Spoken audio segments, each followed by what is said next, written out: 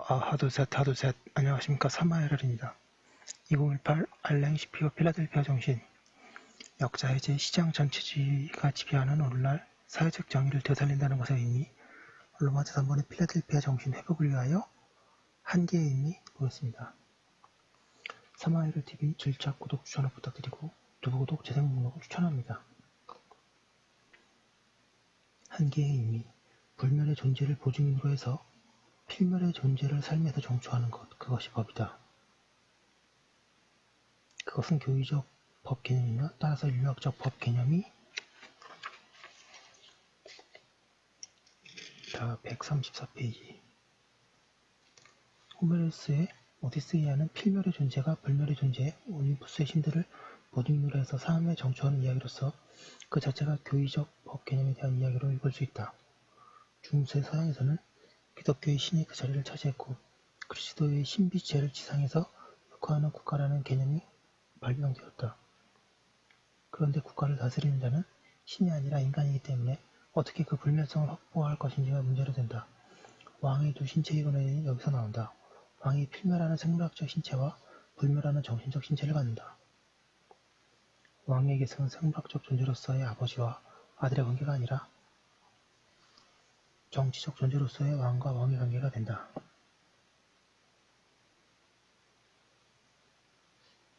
King is dead. Long live the king. 왕이 계승식에서 외치는 이 문장은 왕이 생물학적으로는 죽지만 정치적으로는 만세를 누린다는 점을 말하고 있다. 근대 국민국가에서는 국민이 왕을 대신한다. 그러므로 왕이 두 신체 이론은 국민의 두 신체 이론으로 변질된다고 할 수 있다. 즉 국민은 생물학적으로만 생사에 구속되는 인간이지만 정치적으로는 세대와 세대의 연속을 통하여 생사를 초월하는 불멸의 존재가 된다. 그리고 국민은 일정한 경계선 안에서만 형성된다. 이것이 근대의 국민국가의 형상학적 구성이다. 이러한 형상학적 구성은 오늘날 자본과 상품의 전 세계적 자유무역을 해방할 수 있는 모든 국경을 폐지하고자 하는 운동에 의하여 심히 위태로운 상황에 처해 있다.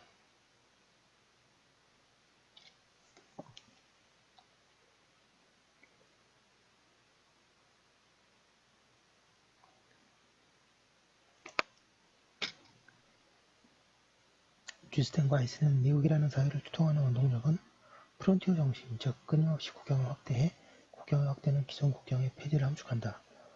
나가고자 하는 욕망이라고 요약한 바 있다.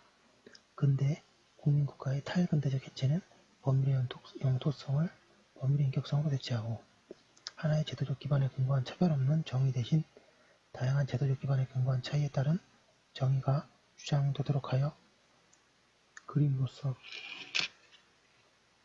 135페이지. 정의의 문제가 사회경제적 영역에서 정체성의 영역으로 넘어가도록 한다. 이 모두는 주권적 형상으로서의 국가와 개인에 대한 표상의 쇠퇴를 의미한다. 데카르트의 코기토는 주권국가 하에서만 가능하다는 점을 상기해야 한다.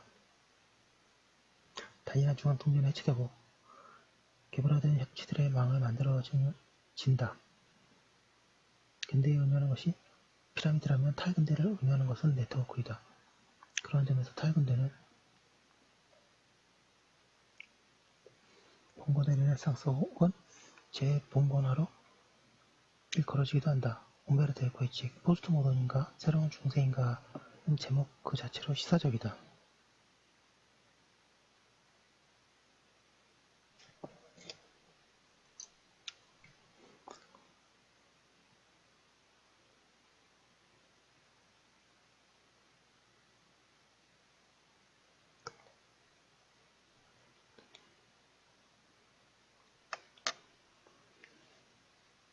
탈근대 혹은 재봉건에서 거치는 인치로 배치된다.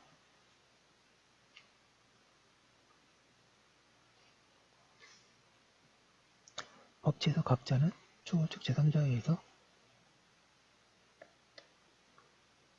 제정된 일전 일관적이고 추상적인 법률이 구속된다. 계산할 수 있는 것의 차원은 협상과 계약의 영역에 속하고 계산할 수 없는 것의 차원은 심의와 법률의 영역에 속하는데 후자가 질적 차이를 맡아줄 때 비로소 교환을 위한 추상적 단위화가 가능해진다. 반대로 인치에서 각자는 인적 의존관계의 그물망 속에 편입된다. 계산의 영역과 비계산의 영역에 대한 구별이 모호해지면서 이에 당사자에 의한 입법이 이루어진다. 여기에서는 초월적 제3자도 그 물망 속의 수많은 결절 중의 하나로 파편화된다. 절대군주의 표상이 봉건주의 표상으로 대체되는 것이다.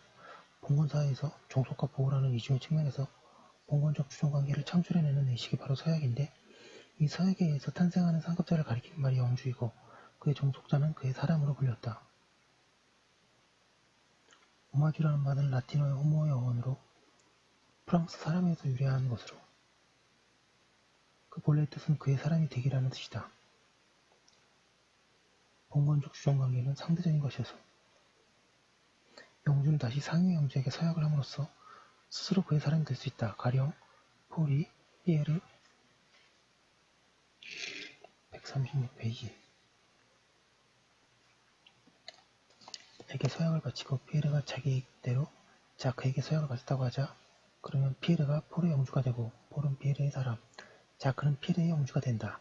피에르는 자크의 사람, 그리고 자크는 폴의 영주의 주군 또는 줄여도 그냥 봉건군주가 된다. 봉건군주의 귀환은 공적행위의 계약화, 금융위원회, 방송통신위원회, 민자역사, 민자도로, 회원국을 통해서만 유럽 시민에게 적용되는 유럽연합, 구제금융의 대가로 국민의 일부를 포기하는 대상국의 서약을 통한 시민의 삶에 권한을 행사하는 국제통화기금 같은 국제기구들의 모습 속에서 발견된다. 국가가 사라지거나 타락하는 곳에서 내가 삶의 주인이 아니라 강자에게 충성을 서약함으로써 최소한의 안전이 보장된다. 주권적 개인의 표상이 쇠퇴하고 인정적 시민의 표상이 대두되는 것이다. 경제에서 사내 하도급 또는 좀 더 일반적인 하도급은 수급인의 도급인의 일정한 권한에 복종하는 대가로 경제활동을 영위할 수 있도록 하고, 도급인은 반대로 경제활동의 일정한 지속성을 보장하기로 하는 봉건적 종속관계, 봉건법상의 토지-노역관계에 관한 것을 떠올리게 한다. 여기에서 한계의 의미를 상기하고 한계를 재설정할 필요를 느끼게 된다. 법에서 한계가 갖는 의미는 건축에서 문이나 창이 갖는 의미와 같다. 얘는 보호와 개방의 동치성을 상징한다. 보호란 경계 없는 세상에 대한 환상과 대비되며, 개방은 각자의 자신의 영역을 선포하는 바리케이트가 대비된다. 시장은 법률이 그 시장에 부여하는 한계에 의해 정의된다. 이를 이해하기 위해서는 중세 도시의 시장, 가령 브뤼셀의 시청 앞 광장을 방문하는 것만으로도 충분할 것이다. 적절한 규모, 그리고 그것이 함축하고 있는 한계를 받아들이지 않으면 형태도 존재할 수 없다. 시장의 형태는 시장의 한계에 의하여 주어진다. 경계 없는 시장이란 이미 시장의 형태를 상실한 불가사리 같은 괴물일 뿐이다. 형태에 제약이 없다면 권력은 자제력을 잃고 파괴적으로 변한다. 이것이 바로 국제무역시장에도 한계가 필요한 이유이며 사회적 정의가 바로 한계가 될 것이다. 여기에는 비단 노동법만 관련된 것이 아니다.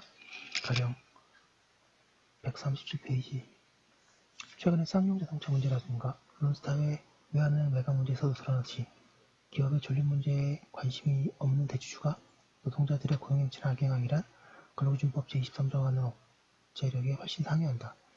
필라델피아 선언에서 규정한 사회적 정의 목적에 비추어 투기적 외국 자본의 주주 자격을 제한할 수 있는 제도라든지, 투기적 목적의 공장 이전에 따른 경영상 해고를 제한할 수 있는 제도 등이